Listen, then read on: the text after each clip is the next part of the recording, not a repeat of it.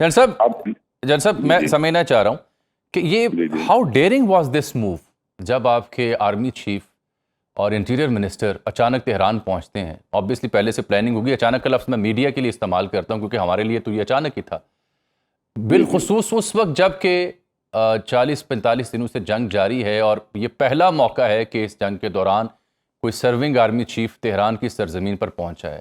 یہ کتنی ڈیئرنگ موو تھی؟ یہ لگتا ہے ایسے اچانک ہوئی ہے, لیکن جس دن اسلام آباد سے دونوں ڈیلیگیشن گئے تھے اس دن کے بعد سے اب تک جب یہ پہنچے ہیں تہران, پاکستان کی ریجن کے سارے اسٹیک ہولڈر سے, یو ایس سے, ایران سے مسلسل بات ہو رہی تھی. ایسا نہیں ہے کہ دن میں ایک آدھ دفعہ, مسلسل ہر طرف سے ہر ایک اسٹیک ہولڈر کے ساتھ بات ہو رہی.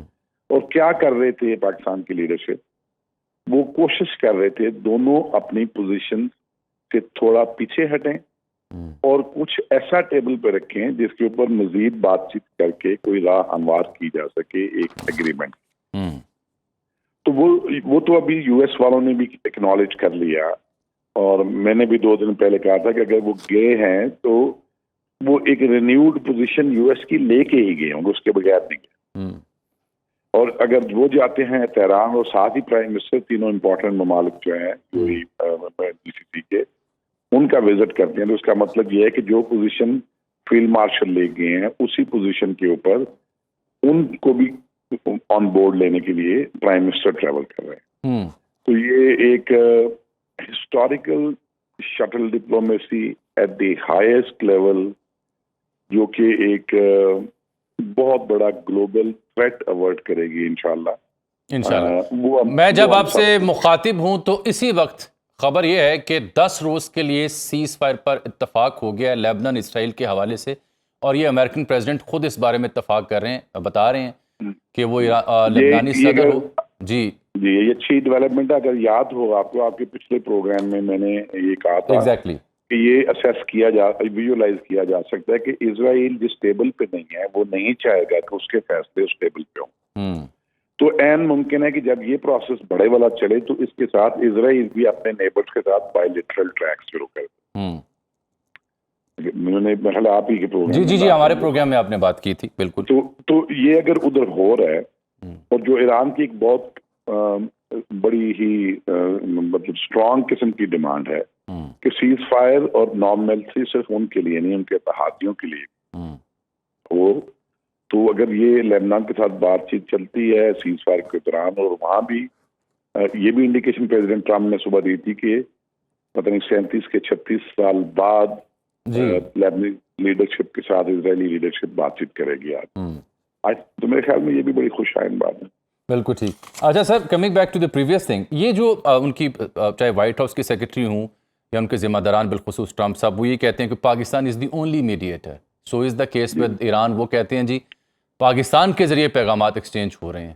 یہ جو ریکگنیشن ہے اوور الائنس آن پاکستان, یہ اچانک کیسے ممکن بنایا گیا؟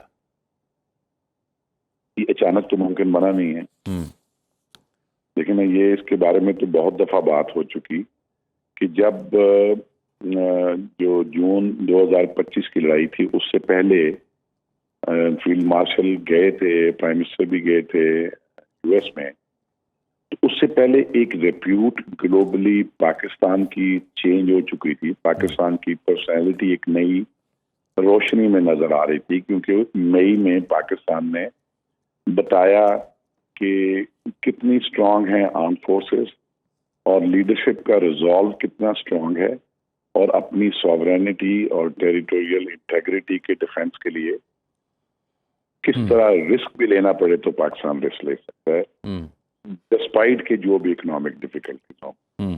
اصل میں ہماری نئی پہچان کی جو بنیادی پہلی وجہ بنی وہ انڈیا پاکستان کی قوم. بالکل ٹھیک, بالکل ٹھیک.